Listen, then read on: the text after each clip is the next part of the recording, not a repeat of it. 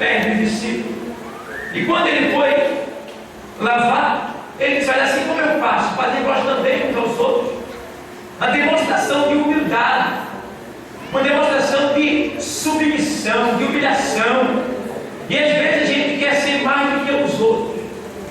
E a Bíblia manda que a gente considere todas as pessoas superiores a nós. Quando a gente considera dessa maneira, de acordo com a Bíblia, a gente se torna humilde automaticamente. Por quê? Se eu considero todas as pessoas superiores a mim, eu vou dar atenção a elas, eu vou atender elas, eu vou servir a elas. Então aí aparece o que em mim? A humildade. Então nós provamos que somos humildes quando tratamos as pessoas com superioridade, mostrando que elas têm valor, mostrando que elas merecem, mostrando que Deus a ama, seja ela cristão ou não. Então, amados, eu quero agora entender um pouco aqui, já que a gente falou um pouco de Neemias, eu quero entrar nessas teses, nessas colocações acerca dos obreiros. Tá? Quero entrar um pouco por dentro da Bíblia, buscar alguns versículos que testificam as qualidades de Neemias e as qualidades que nós precisamos ter para servir, para ser um exemplo na obra. Tá? Então a gente já viu que Neemias ele tinha garra, ele tinha coragem, ele tinha ânimo, ele tinha devoção, ele era sincero, ele era verdadeiro, tá? Dedicado, tá? Não era mentiroso, fazia antes de mandar. Neemias era um homem exemplar no que diz respeito à obra. E a Bíblia deixa bem claro, que o estudo geográfico diz que Neemias, ele não foi para construir os muros de Jerusalém, mas sim para reedificar as fendas que havia nas muralhas de Jerusalém. Porque, em virtude da guerra e do desamparo e do desprezo, os muros foram rachando e criaram fendas. Porque antigamente todas as cidades eram cercadas por muros de grande extensão, de largura. Para você ter ideia, os muros da cidade eram tão grossos, tão largos, que em cima do muro tinha casas, as pessoas moravam em cima. A prova disso, você se lembra de Jericó? Jericó tinha pessoas que moravam em cima do muro. Então, ali era um muro voltando à cidade todo dia, cuidando da cidade, e tinha o atalá em cima, os guardas com arco, flecha, para proteger a cidade se fosse o caso. E tinha também nesse muro uma pequena fenda, porque grandes carreadas, pessoas conhecidas que vinham, entravam pela porta, mas qualquer pessoa desconhecida que vinha tinha que ir pelo fundo da agulha. O que é o fundo da agulha? Era uma fenda que tinha na muralha, que se fazia negócio por ali. Então as pessoas que vinham ricos, que queriam negociar dentro da cidade, chegavam no buraco da agulha e pagavam o imposto para poder ter acesso e entrar. Então, esse buraco da agulha foi mencionado pelo Senhor Jesus, quando ele disse: olha, é mais fácil o camelo passar pelo buraco da agulha do que o rico se salvar. Então, tem muita interpretação acerca desse texto, mas quer dizer que realmente é muito difícil um rico ele se salvar, e é até hoje. Por quê? O rico nem sempre ele busca o socorro de Deus, nem sempre ele sente necessidade de buscar a Deus, porque ele tem de tudo. Tem pessoas que não é nem rico, está sendo super abençoado por Deus e já não ora mais, já não jejua mais, já não louva mais, diz que vem para a obra e não vem, já está faltando com o Senhor, já está vivendo a sua vida dentro da igreja dissolutamente. Imagina quem é rico mesmo, tem muito dinheiro. Então, amados, aqui eu tenho a palavra sobre a questão de obreiro, porque o texto diz que grande e extensa é a obra. Então, a palavra obreiro, que é uma escola de obreiro significa trabalhador, certeiro, pescador, pregador e semeador da palavra. Veja bem o texto. A gente, como obreiro, toda a igreja tem que ter convicção da nossa chamada. Nós temos que ter convicção da nossa chamada. O que é convicção? É uma certeza plena, sem dúvida, de que foi Deus que nos chamou. Então, a gente vê isso aí no Evangelho escrito por João, capítulo 15, versículo 16. O texto sagrado diz exatamente assim, vou ler para você. Não me escolheste vós a, mas eu vos escolhi a vós. O que quer dizer isso aí? Quer dizer que nenhum de nós está aqui porque queremos. Nós não estamos aqui porque a gente quis estar. Tá? Nós nunca quisemos estar aqui. Eu nunca quis estar aqui. Mas eu estou. Por quê? Porque não foi eu que quis estar aqui. Foi o Senhor que quis que eu e você estivesse aqui. Por isso que ele diz a sua palavra: não fosse vós que me escolheste, eu vos escolhi. Ou seja, nós estávamos lá fora, no pecado, no mundo, vivendo a nossa vida dissoluta. E o Senhor foi lá aonde a gente estava, mandou a sua palavra e o seu Espírito Santo, e nós fomos convencidos e trazidos para este lugar. Então, amados, a gente vê aqui também, o Senhor, Ele deixa bem claro que essa convicção tem que nos dar também. Quando a gente tem convicção, tem certeza, a gente tem mais firmeza naquilo que a gente fala. Firmeza naquilo que a gente fala. A gente tem certeza que aquilo que a gente falou vai acontecer, seja por nós ou seja por Deus. Quando a gente fala, se a gente tem convicção e certeza, acontece. Isso está escrito no livro, no primeiro livro dos Reis, capítulo 17 e versículo 1, o texto sagrado, diz exatamente assim. Vou ler para você. Primeiro livro dos Reis, 17.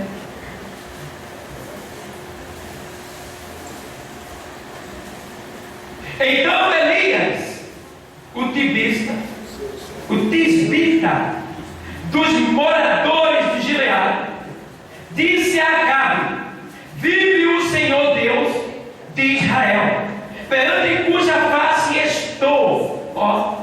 Perante cuja face estou. Ele sabia que Deus estava com ele, que Deus é na vida dele. Você tem certeza disso? Se não tem, hoje começa a ter. Para que você tenha mais sucesso na sua vida ministerial, na sua vida cristã. E ele diz mais assim: vive o Senhor Deus de Israel, perante cuja presença estou, perante cuja face estou, que nestes anos, nem orvalho nem chuva haverá, senão segundo que a igreja? A minha palavra. Foi, não. Ele diz segundo a palavra de Deus. Ele diz segundo a minha palavra. Ele tem convicção que Deus é na vida dele. Ele tinha certeza. E o nome Elias quer dizer Javé é Deus. Então ali naquele momento não era só o Elias, era Deus falando através de Elias. Então seja assim como Elias é. Faça a vontade do Senhor. E quando você falar, não vai ser você, vai ser Deus puro na sua vida falando. E quando você falar, vai acontecer da maneira que foi falado. Porque, olha, irmão, depois que Elias falou aqui, ele diz assim, ele diz assim: não cairá nem orvalho nem chuva, segundo a minha palavra. Então, meu amado, o rei não acreditou não, viu? Vai embora. E Elias foi. Daí por diante, o Senhor despede de Elias: vai embora para o ribeiro de Querida e fica lá, que eu vou ter que estar lá. Fica lá. E passou-se o tempo, passou-se semana, passou-se meses. E aí não tinha mais orvalho. Sabe o que é orvalho? Aquele sereno da noite. E passou-se o orvalho e não tinha mais orvalho, não tinha mais chuva. E as plantas foram secando, foram murchando, foram defiando, as plantações foram se atrofiando. E aí o negócio foi, e o rei não estava nem a perceber. Daqui a pouco começou o quê? Faltar alimento. Daqui a pouco começou o povo a reclamar, a chiar, e aí, sem entender, depois de muitos questionamentos, o rei se lembra: rapaz, Elias, o perturbador de Israel, aí botou o exército atrás de Elias. Só que Elias estava guardado na mão do Senhor. Escuta bem, guardado debaixo da mão do Senhor. Deus é tão poderoso, irmão, que para nos abençoar, Ele move os céus e a terra. Elias estava numa caverna, tinha um ribeiro para ele tomar água, mas todo dia, de manhã e à tarde, Deus mandava que os corvos levassem pão e carne para ele comer. Vai pensar sério? Porque lá na mesa, no banquete do rei, tinha ali um banquete enorme. E os corvos iam e pegavam pão, e outro pegava carne, e voava e levava direto para Elias lá na caverna. Está entendendo isso aí? Deus, quando Ele quer, movimenta até ímpio para te ajudar. Deus, quando Ele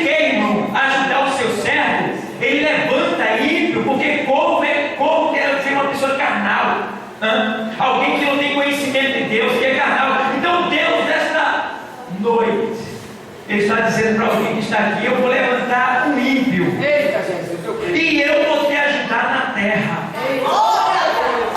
Eu vou saciar a tua necessidade. Eu vou suprir as tuas faltas. Eu sou o Jeová Jireh, o Deus de providência nessa noite. E vamos ver. Diz a palavra. Ele move, irmão. Ele move. aleluia. Ele ainda é Deus. Ele ainda pode. Ele ainda tem. Ele ainda é. Então a gente precisa entender que Deus tem essa convicção, essa certeza de que Deus é com a gente, de que Deus é conosco, de que Deus vai nos ajudar, de que Deus vai cumprir com a palavra que a gente falar, porque a gente é dele, a gente sabe da nossa intimidade com ele. Uma vez o Senhor disse assim: olha, o apóstolo disse assim: eu sei que eu tenho crido. Você sabe quem você tem crido? Sabe? Ai, irmão, eu creio em Deus, creio de verdade mesmo. Se você crê de verdade, você faz a vontade dele. E se você faz a vontade dele, ele vai cumprir com os desejos do teu coração. Mas a declaração de Jesus aqui nesse verso que eu li: vós não me escolheste a mim, mas eu vos escolhi a vós e vos designei para que vades e deis fruto, a fim que o vosso fruto permaneça. Ó, deis fruto. Fruto é o quê? Algo que alimenta. Então a Bíblia está dizendo que Deus nos deu algo para alimentar as almas famintas. Que algo é esse, igreja? A palavra de Deus. Esse é o alimento que nós temos para dar. E diz a palavra que o nosso fruto ele tem que permanecer. Que quer dizer isso aí? Eu não posso me desviar da palavra. Eu não posso me desviar da vontade de Deus. Porque tem pessoas que um dia é uma coisa e outro dia é outra. São pessoas de dupla personalidade. A nossa palavra, ela tem que ser sim, sim, não, não. E o que passar disso é de procedência maligna. Não podemos estar com duas palavras. Não podemos estar dizendo, prometendo algo e não cumprindo. Porque a gente não está falando para Deus. Quando a gente promete algo que vai fazer para Deus, é para Deus, não é para o homem, não. Olha, irmão, e a situação é triste para quem promete algo na obra de Deus e não faz. É terrível. Eu vou te mostrar algo aqui que você vai ver agora, que lá no livro de Eclesiastes, vai para lá. Isso é para quem diz amém, eu vou, eu estou lá, eu vou fazer, eu estou contigo. Isso é para quem diz isso. Vamos lá. Eclesiastes 5 e 2.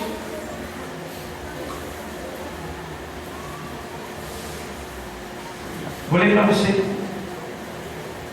5 e 2 até o 6. Escuta bem, tá? Não te precipites com a tua, nem o teu coração se apresse a pronunciar o quê? Diante de quem? Diante de quem? Diante de quem? Diante de Deus. Porque Deus está nos céus e tu estás sobre a terra, pelo que sejam poucas as tuas palavras. Veja bem, porque da muita ocupação vem sonhos e a voz do todo da multidão das palavras. 4. Quando a Deus fizeres algum voto, não tardes em, porque não se agrada de o que votares, paga-o. Voto é só aquilo que você faz. Olha, se Deus me der um carro, eu não puta em graça. Está puramente enganado. Voto não é só isso. Você prometeu fazer algo de forma de agradecimento a Deus, mas não é isso que Deus quer. O negócio de Deus não é desta maneira que você está imaginando que é. Veja bem, que diz aí no outro texto 6: não consista que a tua boca faça pecar a tua carne, nem digas diante do, meu Deus do céu. Quer dizer, quando a gente quer que a gente fala, a gente está falando diante da presença de um anjo. A gente desconhece o poder que a gente tem. A gente desconhece a linha que a gente está servindo. A gente acha que a gente está aqui, que não tem nada à nossa volta, que só tem homem falando.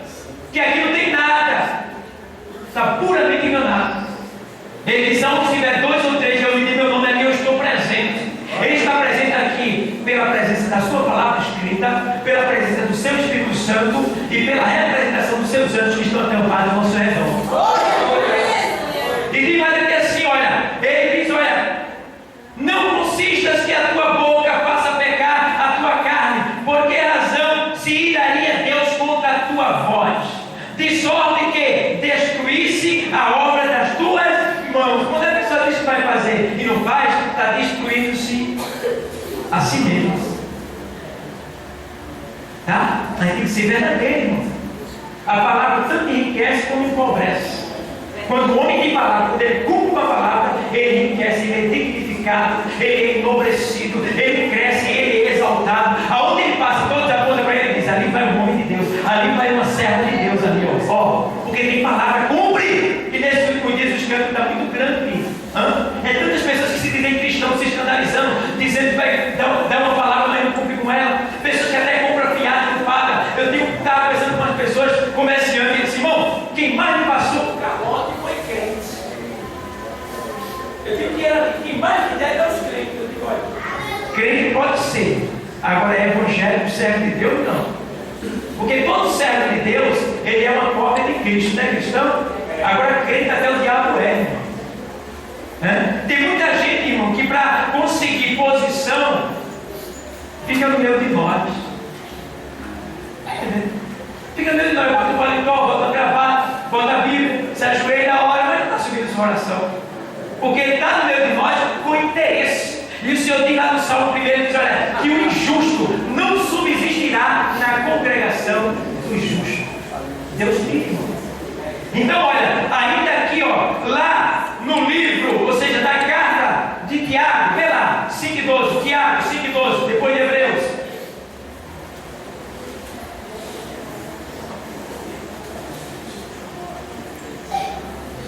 Diz assim: mas sobretudo, meus irmãos, não jureis nem pelo céu, nem pela terra, nem façais qualquer outro juramento, mas que a vossa palavra seja sim, sim, e não, não, para que não caias em... Está vendo? Condenação. Aí tu pode dizer para muitos, Romanos 8 primeiro, portanto agora nenhuma condenação há.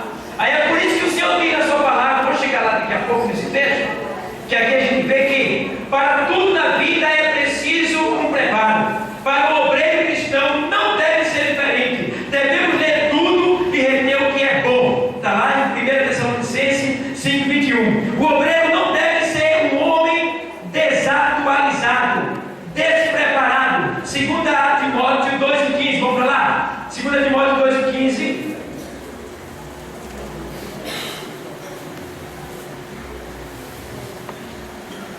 Diz assim o texto sagrado, vou ler para você: procura apresentar-te a Deus como obreiro que não tem de que se envergonhar, que maneja bem a palavra da verdade. Procura apresentar-te ao pastor Derivaldo. A sério aí? Procura apresentar ao ministério. Procura apresentar-te à igreja. Procura apresentar-te ao mundo. Mas não, procura apresentar-te a Deus em primeiro lugar. Procura apresentar-te a Deus como obreiro que não tem que se envergonhar. Irmão, se eu não me apresento a Deus com meu coração puro, transparente, confessando todas as minhas falhas, todos os meus defeitos, todas as minhas fraquezas, todos os meus pecados, pedindo perdão a Ele, procurando me consertar, eu não vou ter autoridade suficiente para ser usado e nem para usar lá fora. Precisamos ser mais transparentes diante de Deus. Precisamos ser mais verdadeiros com Deus. Porque Ele diz: olha, procura apresentar-te a Deus como obreiro aprovado.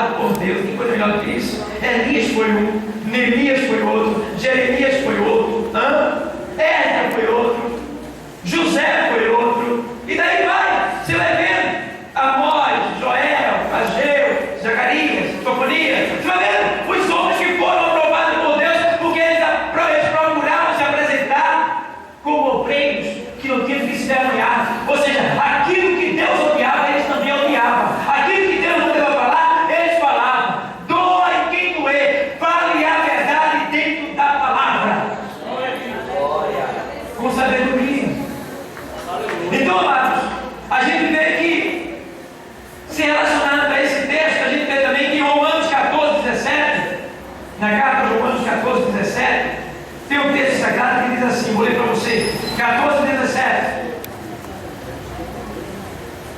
Porque o reino de Deus não é comida nem bebida, mas justiça e paz e alegria do Espírito Santo.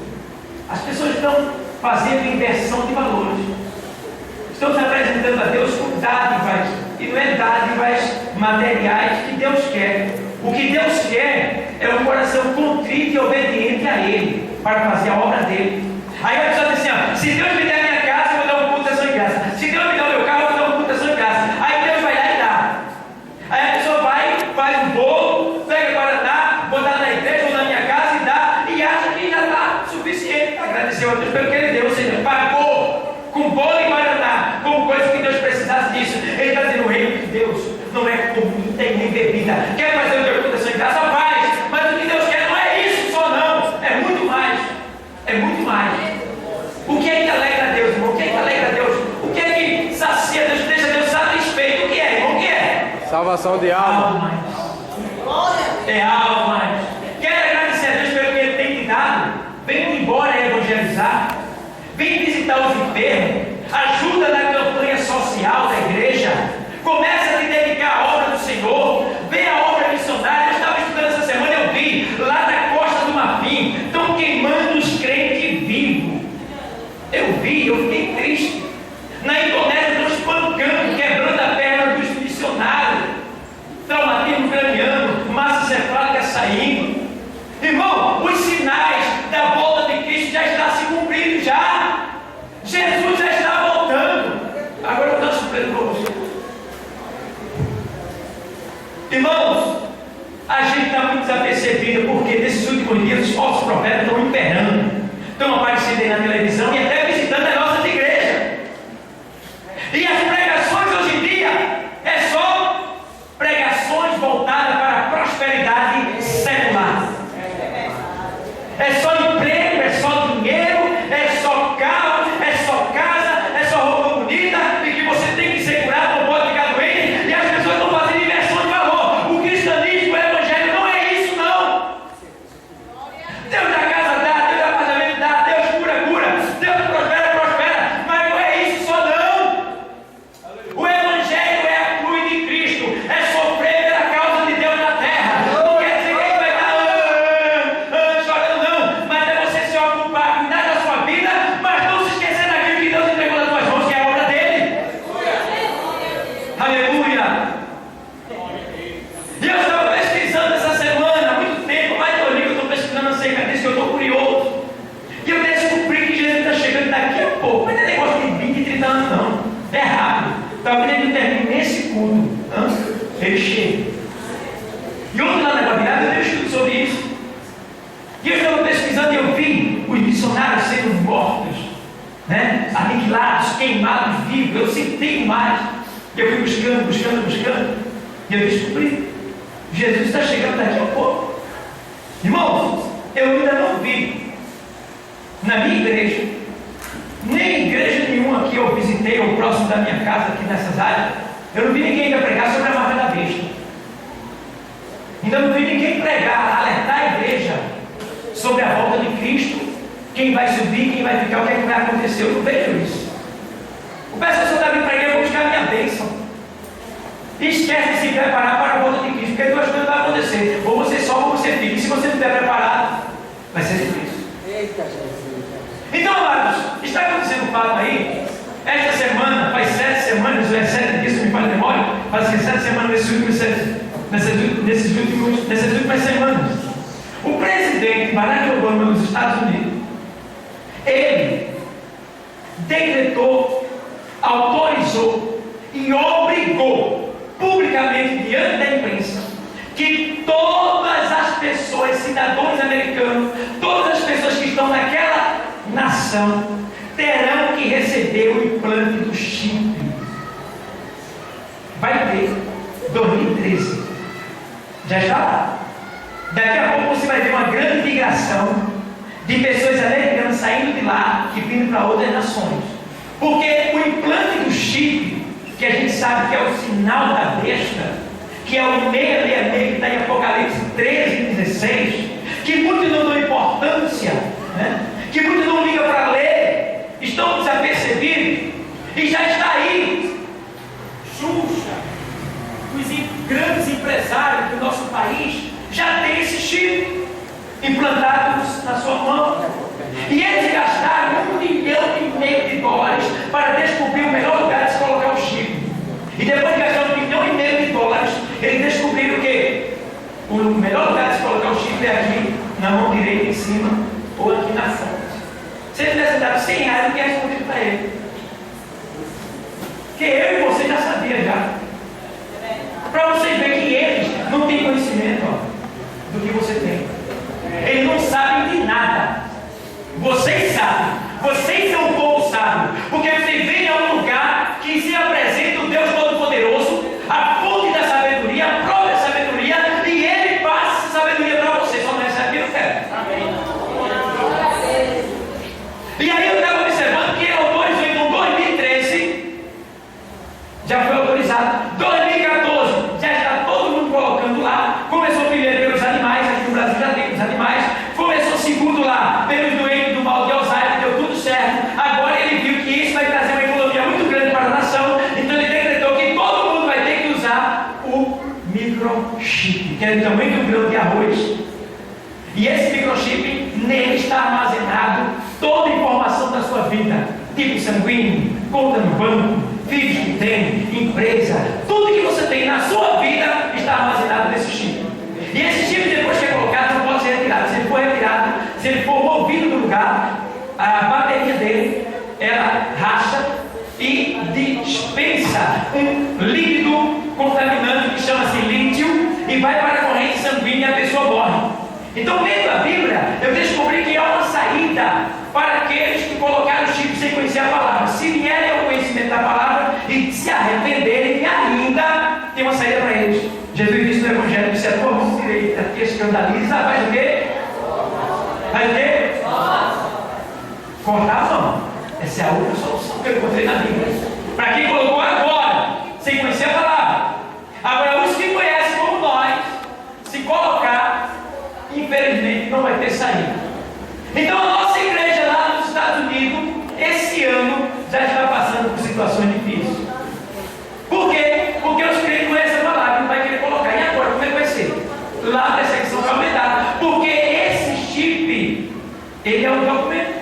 Quando a polícia para, documento tem que passar a mão no scanner. Passando a mão no scanner, é identificada quem é a pessoa. Se a pessoa não tiver, vai preso. Ainda, nessa época que nós estamos vivendo, se for preso e quiser colocar, vai ser extraditado, mandado para o seu país. Mas depois, quando Jesus voltar e levar a sua igreja, aí já não vai ser mais extraditado. Se for pego sem um chip, vai ser torturado. É diferente. Então, lá já está colocando mais de 20 países, 21 com o Brasil, já está colocando o chip, já assumiram já 21 países com o Brasil. Tá? Então o que é que está acontecendo? O que é que vai acontecer? Jesus disse lá que os sinais que antecediam a sua volta, e aí ele citou alguns sinais, dentre eles é a iniquidade. Esse é um dos maiores sinais que me chamou a atenção, e o segundo é o chifre. Porque a iniquidade, ele está colocando, o que é a iniquidade? É a falta de respeito ao direito dos outros. É alguém tirar o seu direito e dar a outro. Isso está acontecendo em toda a terra. Não é só dentro da igreja não, é em toda a terra. Por isso que eles possam multiplicar a iniquidade, o amor de muitos. Então a pessoa, por ter perdido o seu direito, esfria. Não é só na igreja não, lá fora também. É pai contra filho. Por quê? Pai contra filho, filho contra pai. Porque não se respeitaram, o que caracteriza-se o quê? Iniquidade. Faltaram respeito um ao outro. E aí gera o quê? Pai matando filho, filho matando pai e vice-versa. E aí, amado, o que é que está acontecendo? Esse chip vai chegar aqui, já chegou. O empresário Ike Batista é um dos maiores milionários que nós temos aqui no Brasil. Ele investe em ações de petróleo. Ele está abrindo esse ano agora, daqui para dezembro, já está em obra já, uma firma que vai